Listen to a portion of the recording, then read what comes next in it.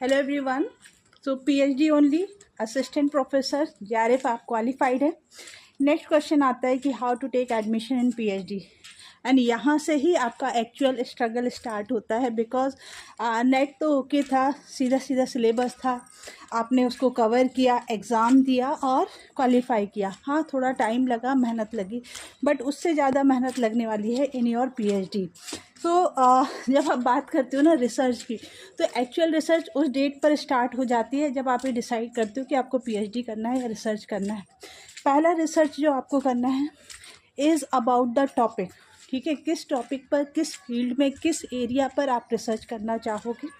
Basis on that you will prepare your research proposal. Second जो research आपने करनी है is that from which university you can do the research. Correct, क्योंकि many student हैं जो all over India से कर सकते हैं, कहीं पर भी कर सकते हैं। आपका जेआरएफ क्वालिफाइड है, you are eligible for everywhere, any IIT, any NIT you can try and take the admission. But यदि आप नेट क्वालिफाइड है, स्टिल आपके पास चांसेस है, आप कहीं से भी कर सकते हो। You can apply for NIT, IIT and any university, you will get the admission. जब बात आती है PhD only, again you can apply, but देखिए यहाँ पर एक क्राइटेरिया और आता है कि जनरली एनआईटी और आईआईटीज़ में एमटेक को कंसीडर किया जाता है, एमसीए को वेटेज नहीं देते हैं या एमएससी को वेटेज नहीं देते हैं। तो उस केसेस में फिर से ट्विस्ट आता है। You can go for the central university, you can go for the deemed university, you can go for other government university जो एक पर्टिकुलर डिस्ट्रिक्ट में होती हैं या एक पर्टिकुलर स्टेट में होती है। और सम टाइम जो यूनिवर्सिटी का सिलेक्शन है वो इस बात पर भी डिपेंड करता है कि आप किस जगह पर जाकर अपना पीएचडी वर्क कर सकते हो, क्योंकि PhD is going to take next 2 to 5 years, है ना।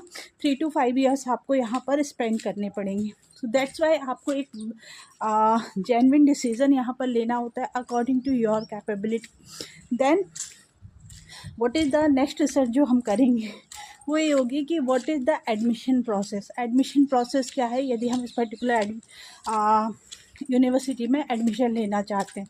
ऑलरेडी आप लोगों ने रिटर्न निकाल लिया है, तो अब आपको सिर्फ इंटरव्यू देना होगा। मगर ऐसे स्टूडेंट जिनका नेट क्वालिफाइड भी नहीं है, पीएचडी ओनली भी नहीं है, they can directly appear in the entrance test of that university.